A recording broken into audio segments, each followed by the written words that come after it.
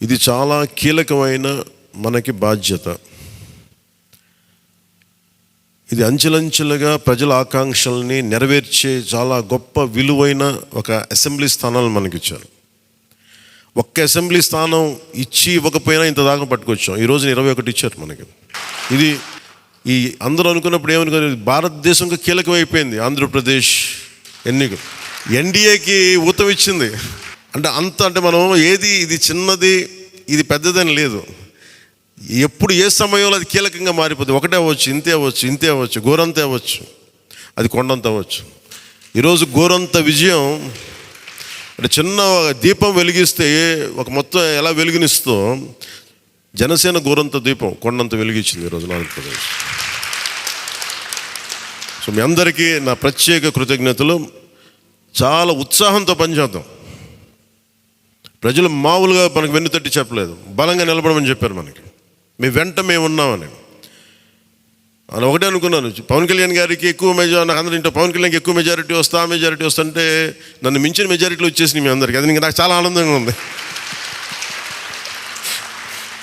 What a victory. అంటే దీని వెనక మనం చూడాల్సింది చాలా బాధ్యత. నేను ఆనందం చూడట్లేదు.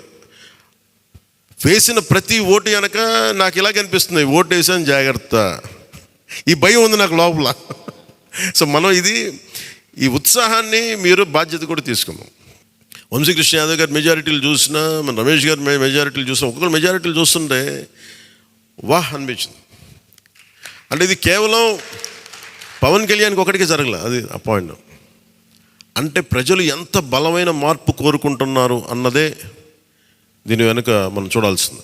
అందుకని చాలా అద్భుతంగా ప్రజలు ఇచ్చిన మ్యాండేట్ని, ఈ తీర్పుని గుండెల్లో పెట్టుకొని తీసుకెళ్దాం దీన్ని. అంటే ఈరోజు మీతో పంచుకుంటున్నా, కలగన్నా నేను ఆంధ్రప్రదేశ్కి ఏదైనా చేయాలి. ఇందాక మా నాన్న గారు చెప్తాను, మా నాన్న ప్రభుత్వ ఉద్యోగి, మా నాన్న ప్రభుత్వం జీతం తీసుకునేవాడు, రుణపడి ఉందంటే. నేను కూడా చెప్తున్నాను, నేను రూపాయి తీసుకుని సంపూర్ణ జీతం తీసుకుంటాను ఎమ్మెల్యేకి. తర్వాత నేను ఇవ్వాల్సింది ఇచ్చేస్తాను, అది పెద్ద పట్టించుకుని. కానీ ఎందుకు తీసుకుంటానంటే ఆంధ్రప్రదేశ్ ప్రజల సొమ్మును తింటున్నా ఆ బాధ్యత అనుక్షణం గుర్తు చేసుకోవడానికి.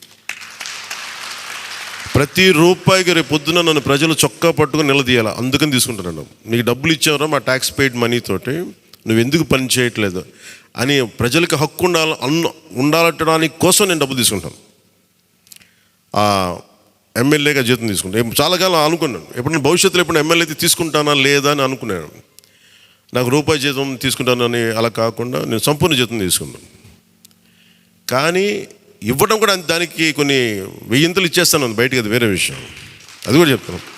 కాకపోతే ఎందుకు జీతం అంటే మనం ఎందుకు తీసుకుంటాం అని నేను ఎందుకు చేస్తున్నానంటే, ఈ డబ్బు ప్రజల కష్టం నుంచి, రక్తం, చెమట, స్వేదం నుంచి వచ్చింది. అది ఆ డబ్బు ముట్టుకున్నప్పుడు నాకు బాధ్యత గుర్తు రావాలి. అందుకని నేను అది కూడా నిర్ణయం తీసుకున్నాను. సో మీ అందరికీ కూడా నా ప్రత్యేక ధన్యవాదాలు.